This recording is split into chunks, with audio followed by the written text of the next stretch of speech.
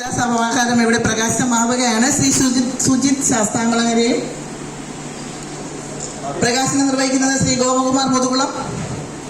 പുസ്തകം സ്വീകരിക്കുന്നത് അനിൽ മുട്ട, പീതാംബരൻ പരുമല, ഒപ്പം ജിജി ഹസൻ, ഇഞ്ചക്കാട് ബാലചന്ദ്രൻ ചേട്ടൻ.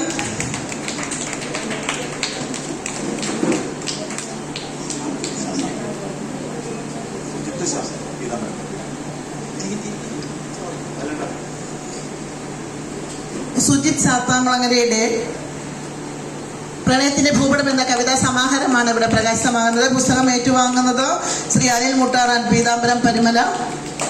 പ്രകാശന കർമ്മം നിർവഹിച്ചത് ഗോപകുമാർ മുതുകുളം. സ്നേഹാദരങ്ങൾ. അദ്ദേഹത്തിന്റെ പുസ്തകം ഇവിടെ പ്രകാശമായിരിക്കുകയാണ്. കഥ